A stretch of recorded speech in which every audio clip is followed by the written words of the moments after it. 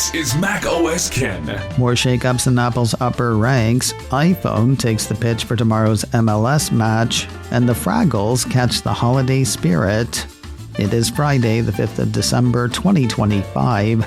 I'm Ken Ray, and this is news from Mac OS Ken, brought to you by yours truly and sponsored by OpenCase. MagSafe for iPhone perfected.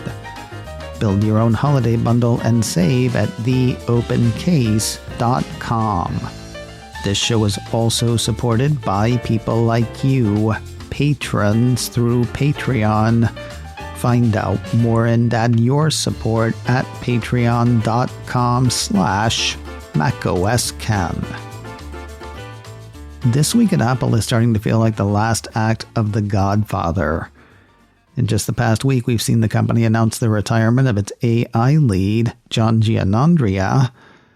Don't look for him on Apple's leadership page, by the way.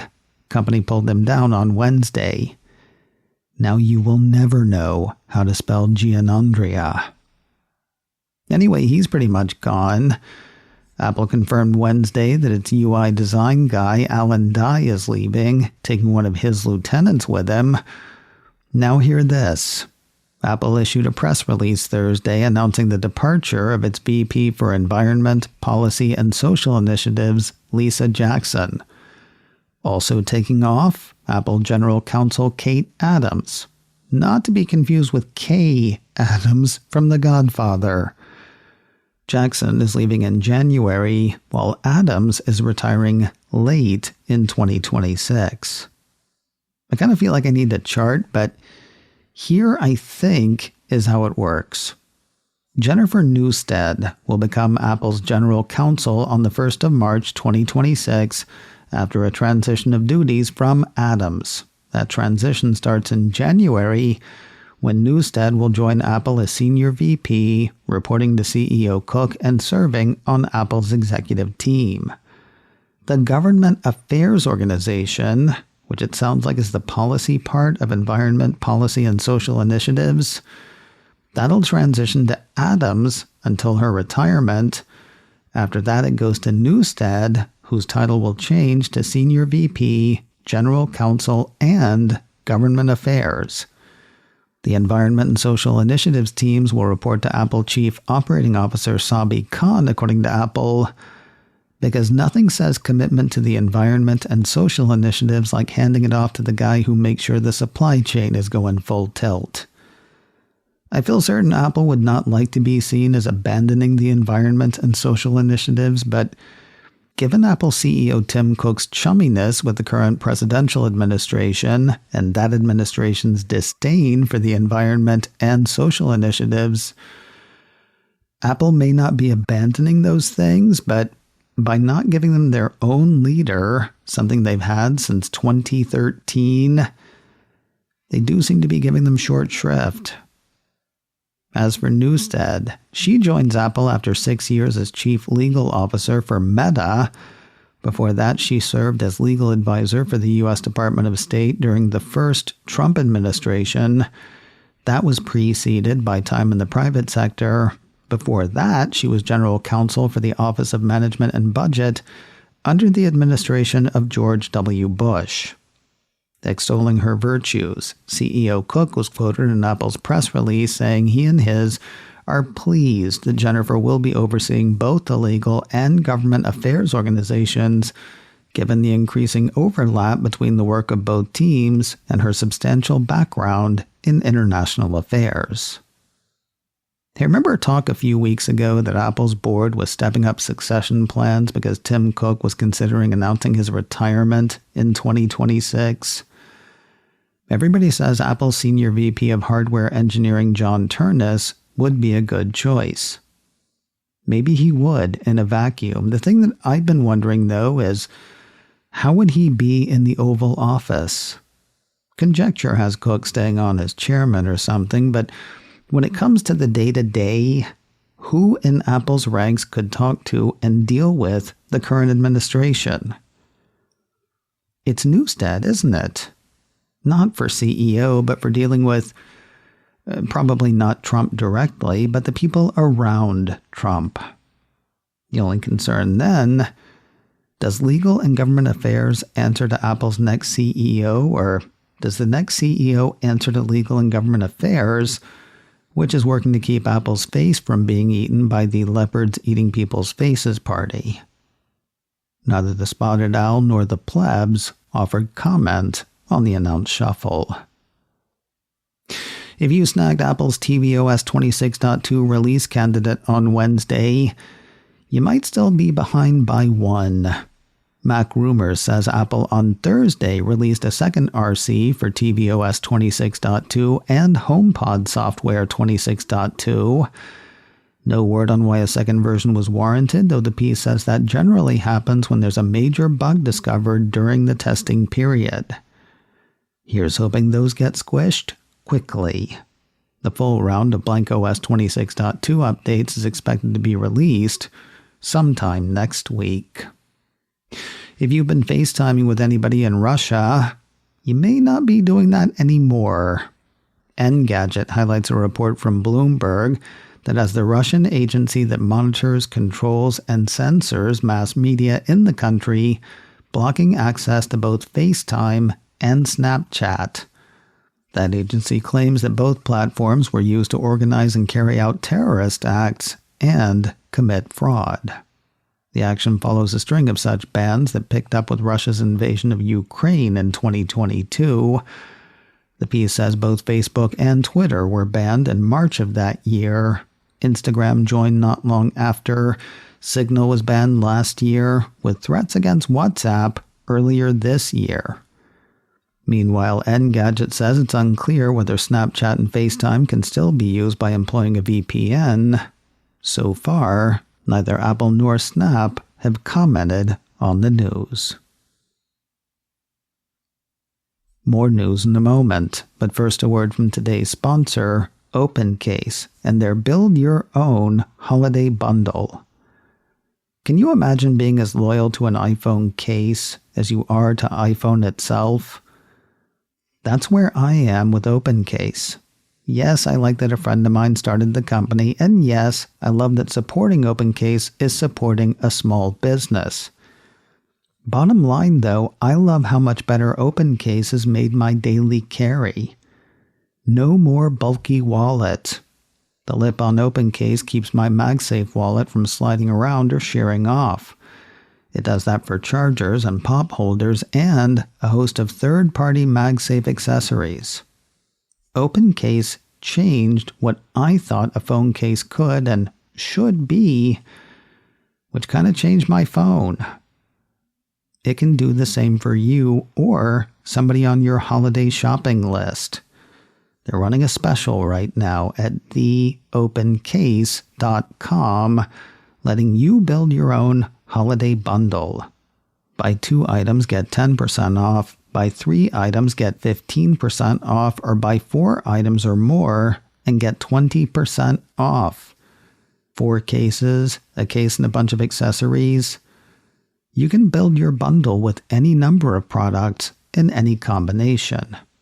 Sale items can be thrown in as well, giving you savings on top of savings, but only till the middle of this month. This offer ends on the 15th of December. Their support has meant a lot to macOS Ken and to me personally this year. I really hope you will check them out. Make your iPhone or someone else's new this holiday season with OpenCase. Build your holiday bundle and save at theopencase.com. It is MagSafe for iPhone, perfected at theopencase.com. The 2025 Major League Soccer Championship match between Inter Miami and Vancouver's Whitecaps is set for tomorrow, and iPhone is taking the pitch. 9 to 5 Mac says the telecast will incorporate footage from 4 iPhones. Citing reporting from Sports Business Journal, the piece says use of the 4 iPhones will be part of Apple's Shot on iPhone marketing campaign. Of course, there's no point in shooting on iPhone if viewers don't know you're doing it. The piece says there will be a small on-screen graphic indicating the footage is being shot on iPhone. Kickoff is set for 2:30 Eastern, 11:30 a.m. Pacific tomorrow, Saturday, the 6th of December. Apple TV subscribers can catch the match for free. Let's just accept for a moment that I am always going to be grumpy about something, pretty much at any given moment. This moment, it's about the interminable period of time it takes to make some TV shows. 9 to 5 Max, as we've heard word of production plans for Season 3 of the Apple TV Plus dystopian workplace drama Severance. You remember that one, right? Wrapped its second season on the 21st of March, 2025. That's almost 9 months ago now. Season 3's got to be in production, right?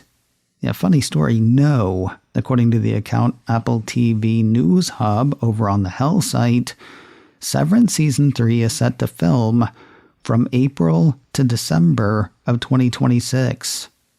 That means we're looking at 2027 before we're looking at the halls of Lumen. If the report is correct. The Hell site account cited is not affiliated with Apple TV. Hey, do you know how many seasons of Star Trek The Next Generation there were? There were 7. Do you know how many years it was on the air? 7! Severance premiered in 2022. As things stand right now, you're looking at about 5.5 years for 3 seasons of Severance, and each season of Severance has about half the number of episodes as each season of TNG. Yeah, I know, there was a writer's strike and an actor's strike, but come on. The thing is, not all shows are like this. Take Your Friends and Neighbors. Please! The John Hamm-led drama premiered on the 11th of April, 2025. Apple issued a press release this week saying when Season 2 will premiere, and you are not going to believe it. Harkening to TV days of old, the second season will start about 1 year after the series premiered. Season 2 starts its run on Friday, the 3rd of April, beating a year by about a week. See Severance? It can be done. Ask your friends and neighbors. Ask slow horses. Also, if you could hurry up with Season 3, then get off my lawn. That'd be great. Taking about as much time as Severance is the Apple TV espionage thriller Tehran. Kinda gotta cut that one a bit of slack, though. First, it is international. Second, it premiered in 2020, so it had a pandemic, plus the writer's strike, plus the actor's strike. Though I'm not sure whether it would have been affected by the strike since it was shooting outside the States. Anyways, the show's coming back, and doing it pretty soon. Apple Insider says Apple TV's international Emmy Award-winning spy series will be back on Friday, the 9th of January. Season 2 added Glenn Close to the cast. Season 3 brings Hugh Laurie, though he's probably not going to be funny in it. You know, I met him one time. I was a bigger idiot the time I met Hugh Laurie than I was the time I met Tom Hanks, and I was a gigantic idiot the time I met Tom Hanks. I was totally cool the time I met Norm Macdonald, though, so yeah.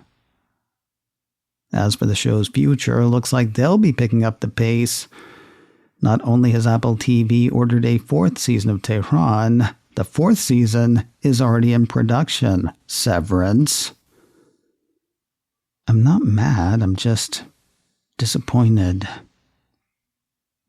And finally today, between the Peanuts gang, Mariah Carey, Hannah Waddingham, and the Will Ferrell-Ryan Reynolds comedy Spirited, Apple TV's got a lot to offer around the holidays. But they're happy to add more.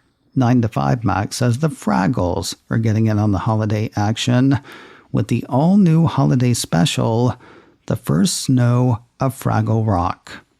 Describing the show, Apple says the Fraggles eagerly await the first snow of the season and all the traditions it brings.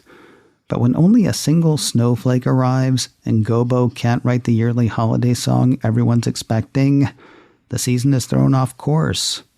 For the first time ever, Gobo journeys to the human world, or as the Fraggles refer to it, outer space, to find some unexpected musical inspiration. The first snow of Fraggle Rock lands on Apple TV today. macOS Ken, brought to you by me and sponsored by OpenCase. Build your own holiday bundle and save today at theopencase.com. This show is also supported by people like you, patrons through Patreon. Find out more and add your support at patreon.com/macOSken. Advertising handled by Backbeat Media, online at backbeatmedia.com. You can find me on Mastodon, macOSken at mastodon.social. You can also send me an email, info@macosken.com. Until next time, that is news from macOS Ken. I'm Ken Ray.